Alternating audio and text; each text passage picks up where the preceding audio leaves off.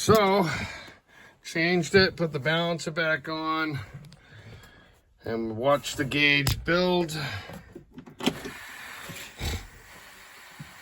I just turned it a couple times. It almost fired. And now, hey, woo-hoo, it's alive.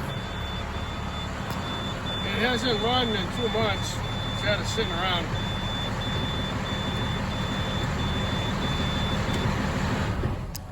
Beautiful. That saves me some aggravation because I didn't want to take that front cover off. I don't see any leaks.